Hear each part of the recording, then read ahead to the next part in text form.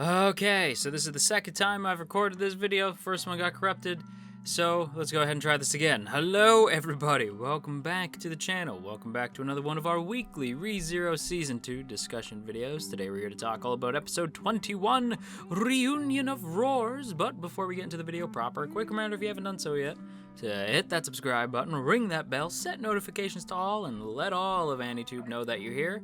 Without further ado, let's go ahead and jump into this. So, this video might be shorter than usual because I'm slightly annoyed because I went on such a tangent about Roswaal and now I've forgotten most of it. Great. So yeah, I'm having a hell of a day. But that said, let's talk about Roswaal because I think this week's episode definitely feels like it hammers home something that I've noticed this season. Not so much like that it was always on the forefront, but if you look back on the episodes that came before, up to part 2 of season 2, you'll start to notice that the season has this underlying save Roswaal's soul motif, right? Like there's this sense that the cast really does want to save Roswaal, even if he is very reluctant, right? Roswaal doesn't want to be saved, especially not by Subaru, right? He's just like, absolutely not. Like, I do not want to be saved. I believe in Echidna, right? Like, he loves Echidna with everything he has, and he doesn't see it as delusion, right? Like, he just loves her with everything he has, even though she's bad for him. And listen, Echidna is bad in more ways than one.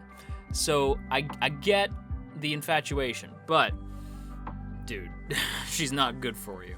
And I think one of the things this week that impressed me most when it came to the whole Roswaal element, and I do want to zero in on Roswaal, but or not so much Roswaal the character, but just the reactions that people have surrounding him. And I think the character who shone the most this week was Ram, right? But before we get into that, I do want to zero in on Amelia first, because Ram asks Amelia to basically save Roswaal. And of course, this dude shows up in a moment that made me crap my pants because I was not expecting to see him and it was kind of scary. And he basically just like lets Amelia have it, right? Like he just reads her the riot act, says like I pity you, like Subaru and I are two halves of the same coin, you know, we're two peas in a pod. We're like reflections in the mirror, Subaru and I, right? Like just lets Amelia know that he thinks that Subaru doesn't actually care, that his love is selfish and that all this stuff. And he's like, I know what that's like we are the same, blah, blah, blah, all this stuff. And it just shows how fragile my man's ego has become, right? Because he feels the need to make, not so much how fragile the ego has become, but he like, it's just how insecure he is knowing that his big plan is crumbling apart around him. Especially when Amelia basically just throws all his self-projections right back at him, right? Like, she just throws that stuff right back in his face and says, like, nah, man, like, Subaru loves me, and, like, yeah, like, he does love me, he's devoted to me, but at the same time, he doesn't, like, have this idealized version of me that he's in love with. Like, he did yell at me, he did say that I was being a crybaby, he did say I was being useless, like, he said all these things. And what makes Subaru different to Roswaal is that he notices Amelia's flaws and loves her irregardless, right? He's like, I love every part of you, including the flaws. Like, I want to see you overcome those. Like, that's, and I still care about you regardless, right? So he does truly love Amelia in every sense of the word, whereas Roswaal doesn't really have the same sort of vibe, right? Roswaal is a lot more, like, one-sided with his love. And so I really, again, Roswaal is my man, right? Like, I love Roswaal. He's my husbando for now and forever. But, yeah, Roswaal definitely needed to be taken down a peg by Amelia. And I appreciated that she did, right? Amelia really lets him have it. And honestly, Amelia as a character to me this week was so impressive because she's grown in so many ways. And I think for me, seeing her be so confident, right? Like, there's this moment between her and Ram where Ram asks Amelia to save Roswaal, and the two of them basically have this moment where Ram, like, kneels in front of Amelia, and it's the first moment in the whole show where it really clicked with me that Amelia has every right to be the ruler, right? Because before this, when it came to like who's going to rule, right? Like the election, or not the election, the selection process or whatever we're calling it. I forget what it's called now. The royal selection, right? Like when we're trying to figure out who's going to be the next ruler. Of the rulers, there was only one that ever made sense to me, and it's, in fairness, I'm biased because it's not only my best girl, but it's also my waifu, and that's Krush, right? Like, to me, Krush, of all the royal selection candidates, it was always Krush. Like, the other ones are cool characters. I like them. Like, obviously, Felt is like, she's one of the first characters we met, so there's a nostalgic tie there. Amelia's great. But Krush, I don't know, like, she's the one to me who just seems like she can actually rule a kingdom. Whereas everybody else were cool characters, but I just didn't feel the same way. This week, the look she gives Roswaal, the way she comforts Ram, and the way that she keeps herself together, not letting emotions control her, but instead letting them fuel her poise, right? Like, letting them fuel her reactions and her character in such a strong way. I was like, that's a queen right there. Like my girl has come so far, and I think to me that was the biggest moment of not so much for Amelia as a character, but the biggest moment for me learning to embrace Amelia as this ruler of the kingdom, right? Because she, like, tell me, like, look at that scene and tell me that she wasn't being an absolute queen in that moment. Like, she was actually being a ruler in that moment, and I was shocked. Like, Ram is right. Amelia has come a long way. She is different now than she used to be. So I wanted to zero in on that as well. And again, hammering home that she's gonna find a way to save Roswaal, because again, that's part of the season to me, is save Roswaal's soul. And again, I said last week, I'll say it again this week, I want to save this man. Dang it. And you know who else wants to save Roswaal? Ram. Like, Ram, there's the big moment towards the end of the episode where Ram gets some assistance, a bit of help from an old friend.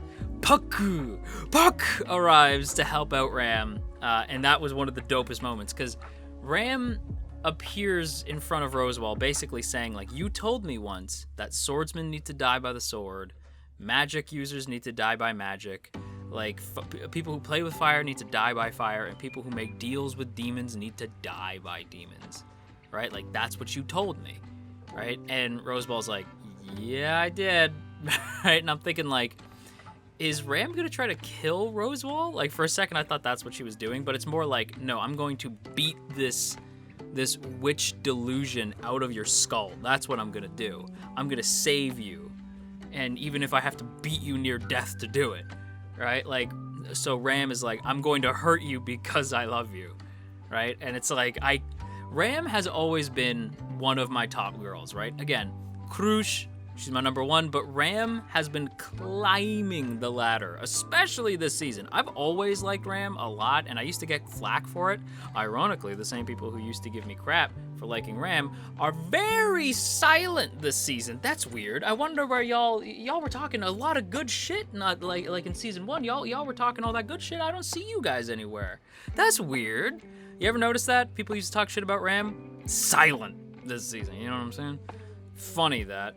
But yeah, I always knew Ram was dope. Like, I was like, no, I sense greatness from Ram. Like, I knew she was gonna do some dope shit. And this season, she really does.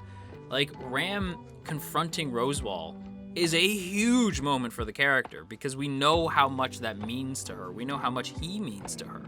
So to have her step up, and to have Puck there for the save, because I'm thinking, like, there's no way she's taking down Roswaal. He even says, like, when he, like, charges up his magic in that cool looking moment, he says, like, how are you gonna stop me?